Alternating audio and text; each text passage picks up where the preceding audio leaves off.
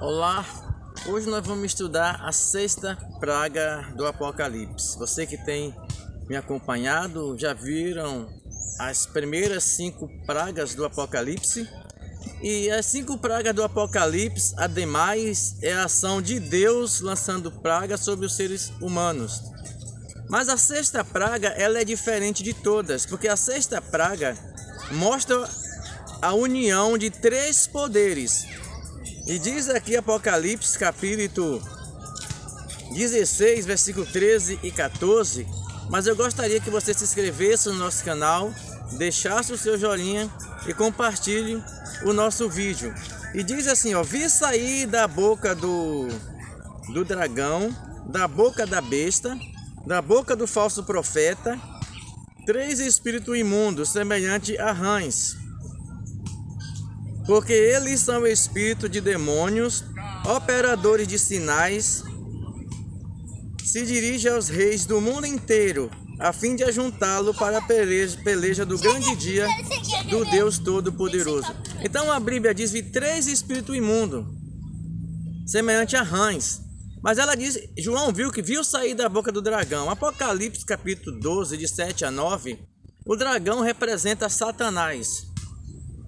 E Satanás é representado de uma forma máxima em contato com o ser humano, definindo assim no Espiritismo. No Espiritismo, Satanás ele aparece em forma de anjos, de luz, ele aparece em forma de pessoas que já morreram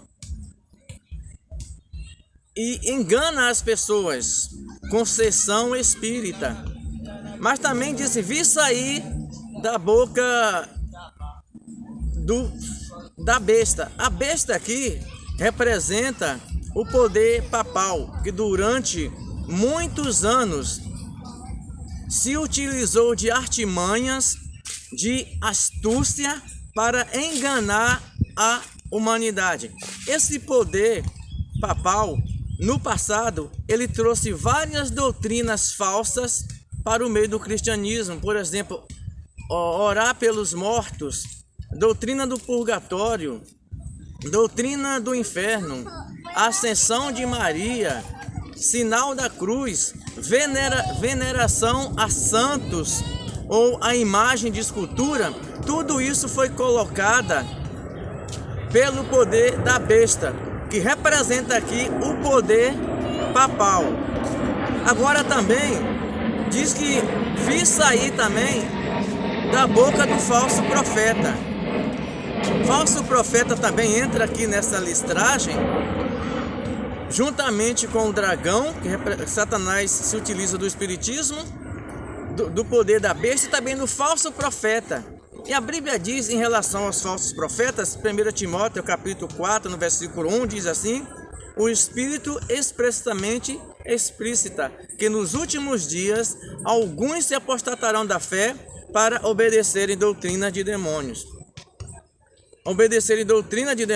Então, 3 espíritos imundos semelhantes a rãs. Assim como a rã ou as rãs, elas são especialistas em camuflagem. O que quer dizer camuflagem? Se uma rã é verde, ela vai descansar ou pousar em uma folha verde. Se ela é branca, ela vai ficar em um lugar branco. Se ela é pálida, ela vai ficar em um lugar pálido.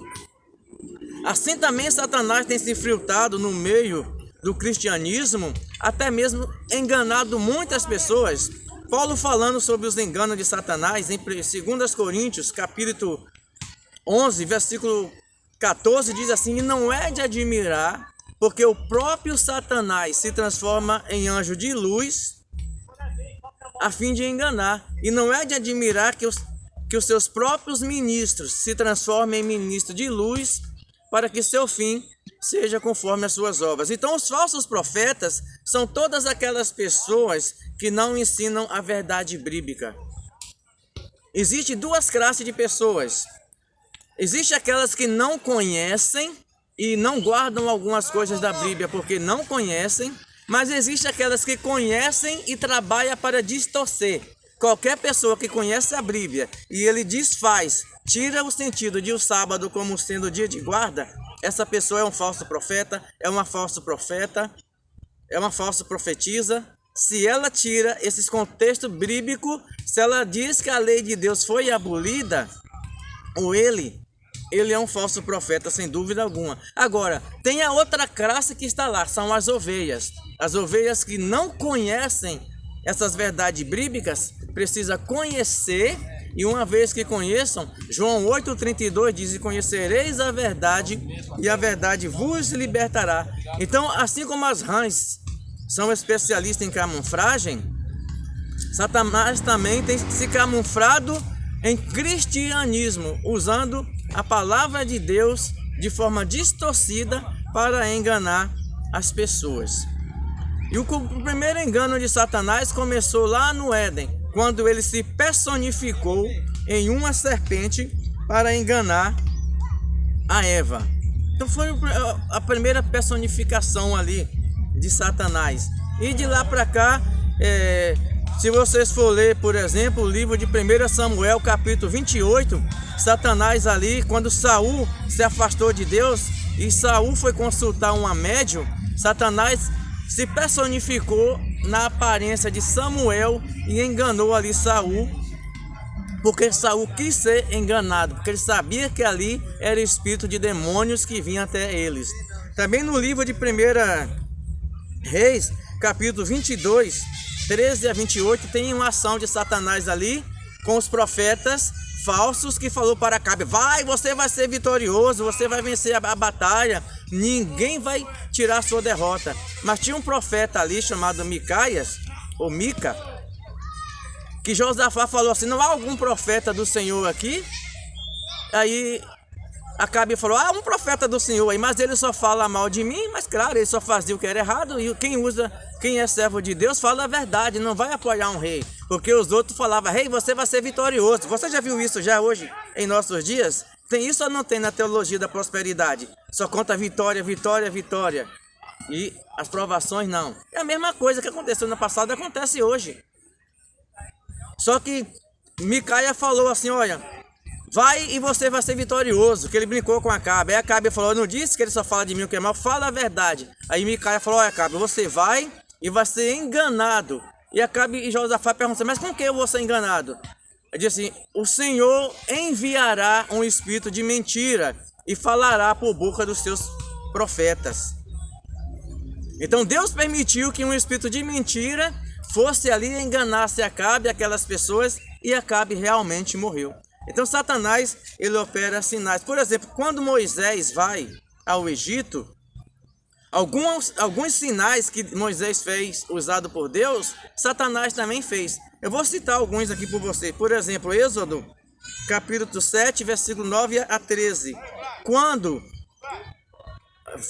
Moisés se apresenta perante Faraó, e Faraó pergunta: quem é o Senhor Deus? Ele mostra que é o Deus Todo-Poderoso. E Moisés lança o cajado, e o cajado se transforma em serpente.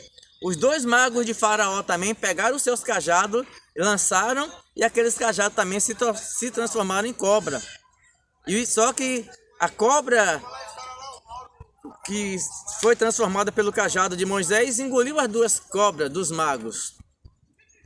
Engoliu. Quer ver outra coisa também que os magos de Faraó fizeram? Quando Moisés, Êxodo 7, 14 a 24, quando Moisés transforma a água em sangue, os magos também conseguiram transformar a água em sangue. Então por isso o Faraó falou: Moisés, você fez, eu também faço. O seu Deus faz, os meus deuses também podem fazer. Só que outra coisa que também que ele fez, a segunda praga, que é a praga das rãs, que se conta em Êxodo 8, de 1 a 15, Moisés orou e apareceram as rãs, mas também os magos de Faraó conseguiram fazer isso. Só que quando chega nas pragas dos piolhos, os magos não conseguiram fazer mais, porque Moisés pegou o pó da terra, jogou para cima, e toda a terra do Egito se transformou em piolho. Então os magos até tentaram fazer isso. Eu vou ler aqui para vocês, voltando aqui no livro de Êxodo. Na praga dos piolhos, eles não conseguiram fazer. Por quê? Foi uma praga, Êxodo 20, aliás, Êxodo 8, versículo 17. Assim fizeram Arão estendeu a mão com seu bordão e feriu o pó da terra. E houve muitos piolhos nos homens e no gado, e de todo o pó da terra se tornou em piolhos, por toda a terra do Egito. Fizeram o mago mesmo com suas ciências ocultas, para produzir piolhos, porém não puderam, e havia piolhos nos homens e no gado, porque Deus dá limite a Satanás. Satanás só faz até onde Deus permite. E nos últimos dias, em Mateus 24, versículo 24, Jesus diz assim: surgirão falsos cristos e falsos profetas, fazendo grandes sinais e prodígios, se possível for, para enganar os próprios eleitos. Então vi sair da boca do dragão, da boca da besta, da boca do falso profeta, 3 espíritos imundos semelhantes a rãs.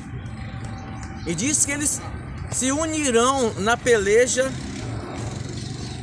a fim de reuni-lo para a peleja do grande dia. Esses 3 poderes aqui, o dragão é Satanás, mas ele se apresenta de forma mais poderosa no espiritismo, em segundo lugar no romanismo, em terceiro lugar no meio dos falsos profetas, aparecendo em forma de anjo de luz. Só que eles criarão no futuro um dia de guarda falso, que é o domingo como sendo o dia da família, o domingo como sendo o dia de repouso. No futuro o domingo será a marca da besta. Mas qual é o dia que Deus pede para que seus filhos que têm a Bíblia guardem? É o sábado. De Gênesis a Apocalipse você se encontra o sábado. Mas nesses dias aí, esses 3 poderes se unirão e colocarão o dia de domingo como sendo o dia de guarda. Mas como é que as pessoas vão acreditar que o domingo é dia de guarda? Eles fazem curas, milagres, eles expulsam demônios, eles fazem muitos sinais de prodígios e mentira. Mas por trás disso tudo, Satanás só quer enganar a muitas pessoas. Então quando você vê esse vídeo, fica atento. Eu vou finalizar aqui com Mateus capítulo 7, versículo 21 a 23. Aonde o Senhor Jesus diz assim: nem todos os que me dizem Senhor, Senhor, entrará no reino dos céus, mas aqueles que fazem a vontade de meu Pai que está nos céus. E Jesus continua dizendo: muitos me dirão naquele dia, Senhor, Senhor, não profetizamos em teu nome não fizemos muitas curas, em teu nome não fizemos muitos milagres. E Jesus vai dizer para esse grupo de pessoas: apartai-vos de mim, que eu não vos conheço, vós que praticai iniquidade. Que para conhecer Jesus, João 14,15, Jesus diz assim: se me amas, guardarei os meus mandamentos. 1 João capítulo 2, versículo 3 e 4, Jesus diz assim: nisto sabemos que o conhecemos, se guardamos os seus mandamentos. Aquele que diz eu conheço e não guarda seus mandamentos é mentiroso e nele não está a verdade. Se não está a verdade, pode ter certeza, está a mentira. Se não está Jesus, que é a verdade, está Satanás, que é a mentira. E de acordo com João 8,44, Satanás é o pai da mentira. Por isso que nos últimos dias Satanás irá fazer muitas curas. Está aqui profetizado no Apocalipse, para enganar, seduzir e levar pessoas para a perdição. Mas o Senhor Jesus tem mostrado para você as 7 últimas pragas. Essa última praga é a ação de Satanás como operadores de sinais. Já está acontecendo isso em nossos dias ou vai acontecer? Vou deixar para você refletir e responder para você mesmo.